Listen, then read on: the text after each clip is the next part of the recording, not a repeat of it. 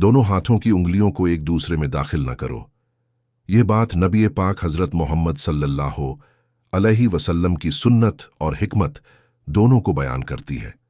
नीचे इसी रूहानी, इल्मी और कुरानी अंदाज में इसे बयान किया गया है।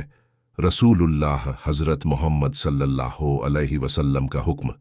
हजरत अबू सुमामा हन्नाथ रजी अल्लाहु अन्हु बयान करते हैं कि उन्होंने फरमाया, मुझे हजरत कब बिन उजरा रजी अल्लाहु अन्हु मिले जब मैं मस्जिद की तरफ जा रहा था और मैंने अपने दोनों हाथों की उंगलियों को आपस में दाखिल किया हुआ था। तो उन्होंने मुझे मना किया और फरमाया कि हजरत मोहम्मद सल्लल्लाहु अलैहि वसल्लम ने इरशाद फरमाया, जब तुम में से कोई वुजू करे और अच्छे तरीके से वुजू करे, फिर मस्जिद का कस्द करे, तो वह अपने हाथों की उंगलियों को एक दूसरे में दाखिल न करे, क्योंकि वह उस वक्त नमाज में है। सुनन अबू दाऊद हदीस 552, मुसनद अहमद 4241, इब्ने खुजैमा 441, जामे तिर्मिजी हदीस 386। हजरत मोहम्मद सल्लल्लाहु अलैहि वसल्लम ने क्यों मना किया? रसूलुल्लाह हजरत मोहम्मद सल्लल्लाहु अलैहि वसल्लम की हर बात में ज़ाहिरी और बातिनी हिकमत होती है। यह मनाही इस बात की निशानी है कि मस्जिद की तरफ जाते वक्त इंसान को पूरे दिल, दिमाग और जिस्म से अल्लाह की तरफ मुतवज्जे होना चाहिए।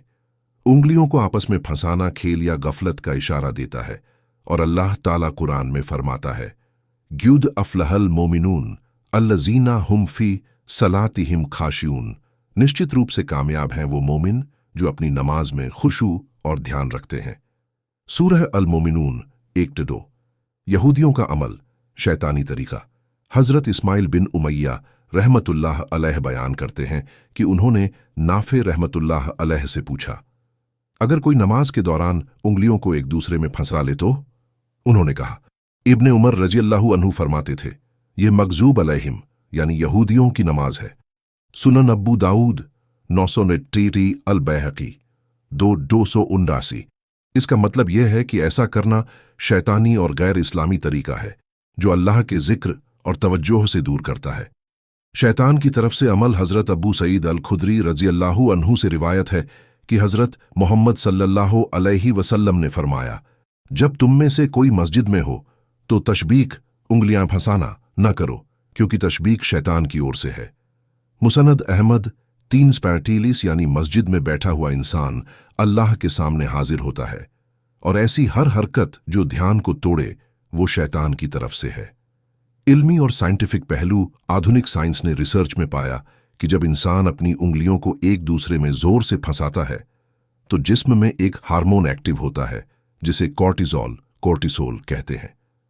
यह स्ट्रेस हार्मोन है जो इंसान के अंदर बेचैनी, गुस्सा, नाउम्मीदी और डिप्रेशन का एहसास बढ़ाता है। यही वजह है कि इस हरकत से इंसान की तवज्जो और खुशू, ध्यान टूट जाता है।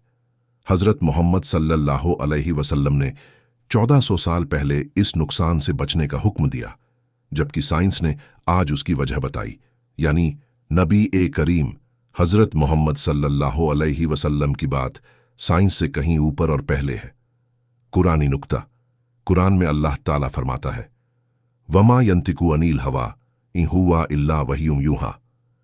नबी हजरत मोहम्मद सल्लल्लाहु अलैहि वसल्लम अपनी मर्जी से कुछ नहीं कहते, वो वही कहते हैं जो अल्लाह की तरफ से वही होती है। सूरह अन-नज़्म 3-4, यानी हर हदीस, हर हुक्म अल्लाह की हिकमत और इल्म से भरा हुआ है। रूहानी नसीहत। जब भी तुम वुजू करके मस्जिद की तरफ चलो, अपने दिल को साफ करो, अपने कदमों को संभालो और अपने हाथों को तशबीक उंगलियां फंसाने से बचाओ, क्योंकि उसी वक़्त से तुम्हारी नमाज शुरू हो जाती है और अल्लाह ताला तुम्हारी नीयत को देख रहा होता है।